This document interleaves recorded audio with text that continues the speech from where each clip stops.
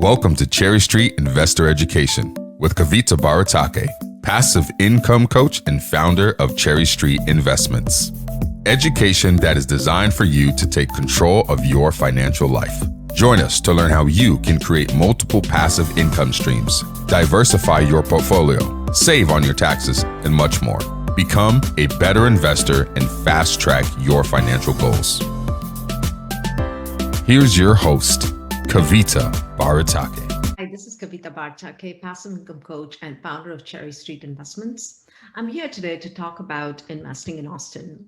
There has been I've been in Austin for 21 years. I've been a long-term resident of Austin, have actually seen Austin grow up and grow big, and all the Teslas and Apples and every company who's anything in the tech world is now coming here. While all this is great, I think there is some sort of FOMO going on as far as investing in Austin is concerned, especially for single family homes. I think the problem I'm seeing is people just are getting in at exorbitant exorbitant numbers for putting offers on these houses when they don't rent as much.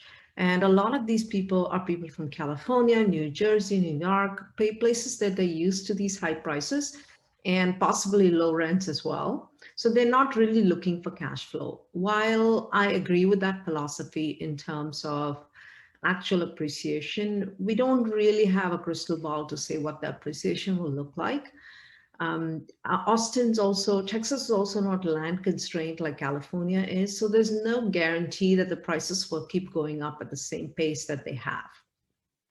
I also find that people will go buy a $500,000 house, rent it for $2,000 or $2,300, and really there isn't enough cash flow in the deal when you work out all the numbers, especially with the tax rate that we have in Austin.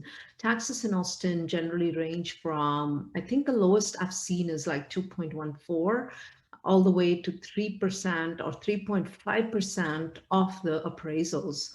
And unlike in California, one of the things here is the taxes go up every year. The county really keeps up with the market values as far as their tax appraisals are concerned. And this presents a problem to you, an investor or a single family home in Austin, because now you're paying anywhere between, for a $500,000 house, think about if the appraisal is sitting at $500,000, you're paying 3% of that every year in taxes. So that's a lot of money. That's $15,000 out of your rental income. So that really shoots a deal in the foot, so to speak, and makes it really not very viable, in my honest opinion. I know a lot of people are still selling Austin like it's hotcakes. But I think it's really important for folks to see it for what it is and the lack of cash flow. And unless you're coming in as an all cash deal, in which case you might suck up the cost, because the high cost of buying a house here, that is, because you still have cash flow and you don't have a mortgage to pay. But for those of you who are paying a mortgage and placing a mortgage, there are better ways to invest. In and around Austin, I would say more around Austin, that are cash flowing. Yes, they still cash flow. I actually did the numbers on an investment home for one of my buyers for a quadplex, and with leverage about 75 loan to value, which means you borrow up to 75% of the total value of the house. They were going to make about 20% cash on cash returns. So yes, those deals do exist, and they are in and around Austin. In the path of progress, that's what I call it. You have to look in the path of progress and expand outwards if you really want to make money, and be willing to go where everybody else is not willing to go. And the problem is people always want to rush in when everybody's rushing in. And I love this Warren Buffett quote, and he's one of my favorite folks in the investment world. He says, when people get greedy, then it's time for you to pull back. And I don't really remember that quote, but it goes to the point that when people are getting greedy, it's time to be pull back. And when people pull back, it's time to get greedy. So And I wish I remember the exact quote because it was really good.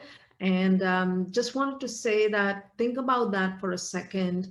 It's not that you shouldn't buy real estate. I think real estate is an amazing investment, especially with all the money printing that has happened since COVID.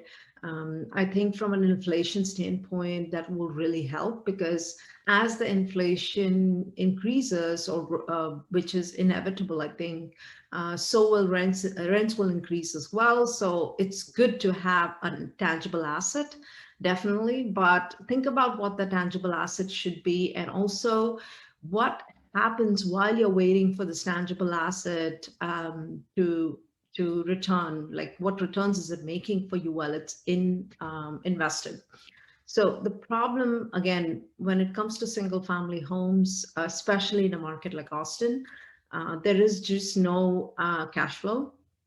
So number one rule of real estate is that you have to cash flow. You have to have enough cash flow to maintain the property. You don't want to come out of the property paying for it every month. That is a bad place to be, and that puts burden on you when it shouldn't. So unless you're doing an all cash deal, I recommend you get in touch with me. I'm happy to help you look at properties that actually cash flow, quadplexes, duplexes, and invest in places that are in the path of progress rather than in the hot spots, because the hot spots are already blown up and you're just not going to see that much more upside. It's kind of like saying, okay, let's say Bitcoin is $64,000. I think it was a few weeks ago. Now it's back down.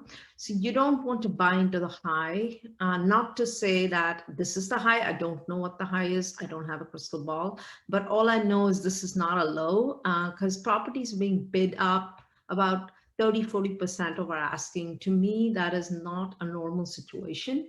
And that is not sustainable. And part of what's driving that 30-40% price up is the huge amount of demand and the shortage of supply, right? It's a supply demand characteristic.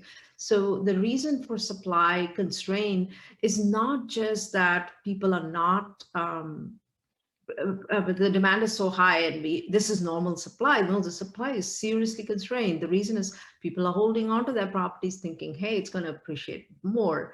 People are holding on to their properties because of COVID. They don't have any place to move. Fewer people are moving out of their jobs and out to other cities because of COVID as well, because now they have an option to work remotely. So all those factors sort of play into the shortage of supply. But once the supply constraint is removed, there's sort of normal supply in the market. I do believe that this 40% over asking and those kind of craziness will die down a little bit. Will the prices come back to what it was 3 years ago? Definitely not, because Austin is on the uptrend. But I do believe there are better markets that you can look at and close to Austin that will see a lot more appreciation in the short term, in the next 5 to 10 year period. Especially if your approach is longer term, I would highly recommend looking at other markets and making a better investment where there is cash flow, where there is a good tenant base, and yeah, that's it. So that's my thoughts on Austin as a long-term Austinite and a realtor and an investor who has been investing in Austin since 2009. That's my 2 cents. Again, I don't have a crystal ball. This is all speculative. And I just think that people are expecting to double their money. Putting a $500,000 house is just becoming a little bit unreasonable given that things just don't double in a matter of a few years. So I just want people to be more realistic when it comes to their investment goals and investment objectives, and not just go by where everybody's going crazy right now. So stop, pause, think, and move, act, definitely act. Thank you so much for listening. This is Kavitha again. Hope this was useful. Hi, I'm Kavitha Baratakke. I hope you found this video useful, and if you did, please don't forget to subscribe to my channel so you can get notified of any future videos I upload. I plan to cover a lot of investor education on this channel, and I hope you'll stay with me for it. If you have any feedback on future content you'd like to see me cover, please drop me a note or a comment on my video. Thank you for watching and thank you for supporting me.